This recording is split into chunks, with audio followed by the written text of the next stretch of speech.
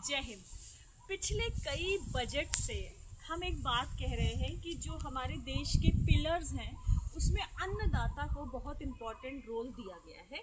यानी अगर हमारे देश का अन्नदाता खुशहाल रहेगा तो वो देश भी खुशहाल रहेगा। अब अन्नदाता कौन है जी? अन्नदाता है हमारे किसान। किसानों के बारे में हमेशा से चर्चा चलती आई है। हम कहते हैं हमारा देश एक एग्रीकल्चर अबंडेंट वाला देश है, लेकिन क्या कभी आपने ये सोचा है कि किसानों के बेसिक प्रॉब्लम्स क्या हैं? किसान किस चीज़ के लिए तरस रहा है?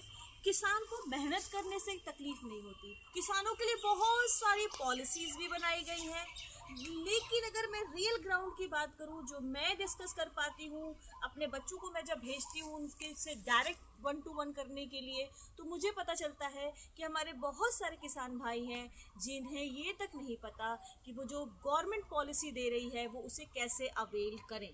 तो आज मैं इतनी ब्यूटीफुल जगह बैठी हूँ, ब्यूटीफुल कह सकते हो, देखो ये पुआल है और इसका भी इकोनॉमिकल वैल्यू है, इसकी भी एक कीमत है। यानी नेचर किसी भी चीज़ को फ्री ऑफ कॉस्ट नहीं, सबके लिए पैसे हैं, सबके पास उसकी वैल्यूज़ है। तो मैं उन बच्चों से कहना चाहूँगी, चाहे वो एनएसएस के बच्चे हों, चाहे वो आपके एनसीसी के क्रेडिट्स हो, वो जितने भी बच्चे हैं वो इस बात का ध्यान रखें कि उनको पूरे एक महीने में कम से कम 4 ऐसे किसान भाइयों से मिलना है, किसान बहनों से मिलना है, जिनको वो बता सके कि वो डिफरेंट जो पॉलिसीज़ हैं वो कैसे उसको अवेल कर सकते हैं। तो पहले पढ़ो, प्रैक्टिकल नहीं आता तो मुझसे आके पूछो कि कैसे अवेल कर सकते हैं और उन्हें सिखाओ।